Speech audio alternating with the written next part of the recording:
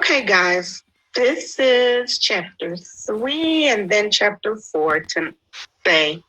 The title of chapter 3 is Bummer in the Summer. No, not Andrea. Why did it have to be Andrea? Anybody but Andrea. Weren't there any bank robbers or criminals we could share a beach house with? Little Miss Perfect Know-It-All is so annoying. She thinks she's really smart.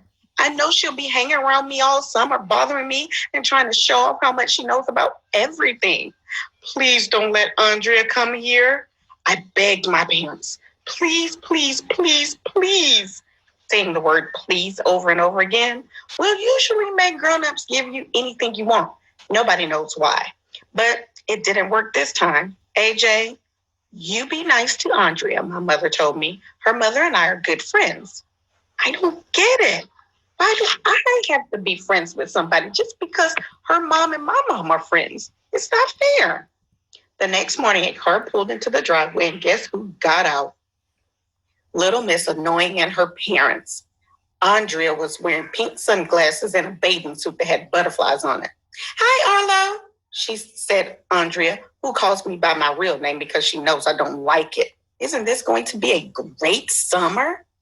It was going to be a great summer, I said, but then you showed up. That's not nice, Arlo. Neither's your face, I told Andrea. My mother told me to be a gentleman and carry Andrea's suitcase upstairs for her. What do you have in here, rocks? I asked. No, silly, Andrea said. Books. It's my summer reading. Every summer, I set a goal for myself. This year, my goal is to read the complete works of Shakespeare. You're going to read about a guy who shakes a spear? I asked. William Shakespeare is the most famous writer in history, Andrea said. If you open a book once in a while, you'd know that, Arlo. Hey, I opened a book once, I said, and then I closed it. Why? She asked. Because there were words inside. Andrea picked up one of her dumb Shakespeare's books and started reading out loud. To be or not to be, that is the question. Whether 'tis nobler in the mind to suffer the slings and arrows of outrageous fortune, or to take arms against a sea of troubles and by opposing in them. Isn't that lovely, Arlo? Andrea asked. Zzz, I said, pretending to be asleep. That Shakespeare guy made no sense at all. The question isn't to be or not to be. I'll tell you what the question is. Do you want ice cream or cake? That is the question. Trick biking or snowboarding? That is the question. TV or video games? That is the question. Would it be better if a piano or an elephant fell on Andrea's head? That is the question. Andrea lined up her dumb books on a shelf in ABC order. Hey, maybe we can read together on the beach, Arlo, Andrea said. What did you bring for summer reading? Summer reading? What is her problem? Summer and reading are two words that should never be put together in the same sentence. The only reading I brought was a comic book that I finished in the car. It was about a superhero named Mold Man who could turn his body into any shape. He's cool. I bet Mold Man would kick Shakespeare's butt. Andrea's mom said we could go to the beach as long as we came back in time for lunch. Then we'd have to wait an hour before we went swimming again. Mothers always make you wait an hour after you eat before you can go swimming. Nobody knows why. I guess sharks can't smell the food in your stomach and will eat you to get it. I showed Andrea how to get to the beach. The backhoe was gone, but Mr. Sonny was out there working on his big pile of sand. He was concentrating so hard that he didn't even notice us. Who's that boy? Andrea asked. That's Mr. Sonny, the lifeguard, I told her. He's a hunk, Andrea whispered. A hunk of what? I asked. He's dreamy. Andrea had on a zombie face. Her mouth was open and she was making goo-goo eyes at Mr. Sonny. Ugh, disgusting. Chapter 4. Mr. Sonny is weird. Mr. Sonny had a baseball cap on his head and earphones in his ears. He was working very hard on his sandcastle, using a plastic shovel to carve the walls. Finally, he noticed me and Andrea watching him. Hey, AJ, he said, who's your girlfriend? She's not my girlfriend, I said. I'm not his girlfriend, Andrea said.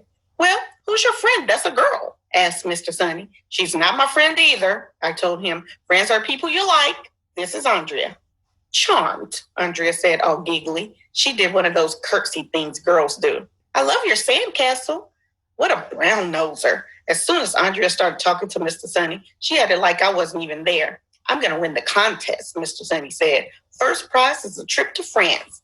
I'm going to go to college there and study sand sculpture from the great sand masters. That sounds awesome, Andrea gushed. Are you in high school? Yeah, I'm 16. Is Sonny your real name? Asked Andrea. No, Mr. Sonny said. My name is Evan. Everybody calls me Mr. Sonny because I love the sun so much. What's in a name? Said Andrea. That which we call a rose by any other name would smell as sweet.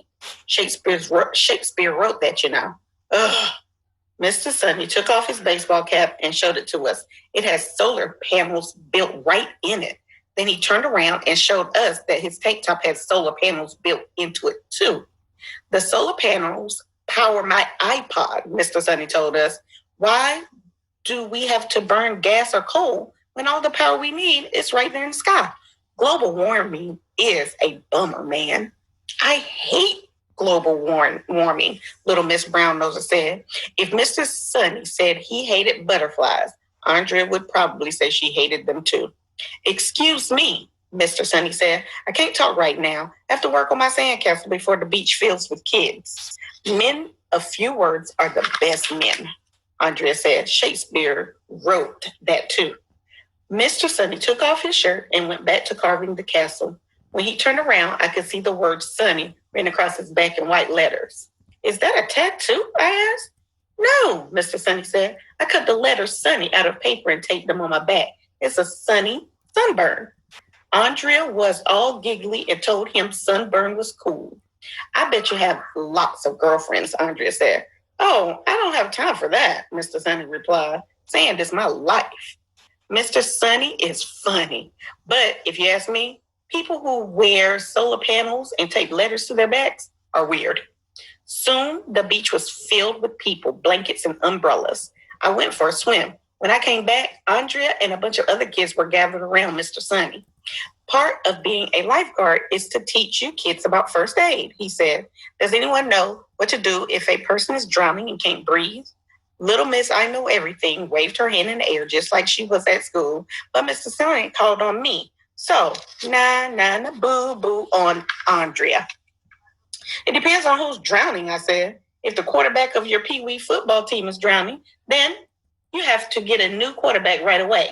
Because if you don't have a quarterback, you'll have to forfeit the game. Everybody laughed, even though I didn't say anything funny. Andrea rolled her eyes.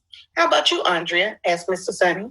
If somebody is drowning, she said, you give them mouth-to-mouth resuscitation. That's right, Mr. Sonny said. Andrea stuck her tongue out at me. I stuck mine out right back at her.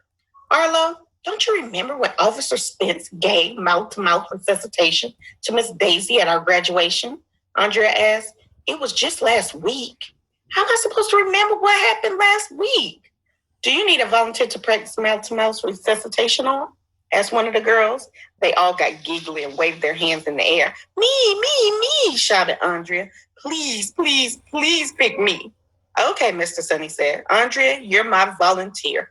Yay! Andrea squealed, jumping up and down.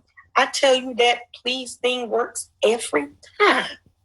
Mr. Sonny told Andrea to lie on the sand. Okay, she said. Pretend you are drowning. I dragged you up on the beach and you can't breathe.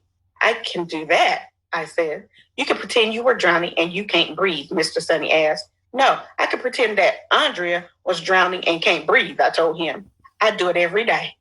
You're mean, Arlo. Mr. Sonny knelt down next to Andrea. She closed her eyes. He tilted her head back a little. Shark! Pinched her nostrils, shut with her fingers. Then he told us he was going to pretend to blow a few breaths of air into Andrea's mouth so she would be able to breathe again. He leaned over until his mouth was almost touching hers. Andrea puckered up her lips. Ew, disgusting. Mr. Sunny was about to kiss Andrea. I thought I was going to throw up. That's when the strangest thing came in the history of the world happened. Shark! Somebody yelled. There's a shark in the water. Okay, guys, that's the end of chapters 3 and 4.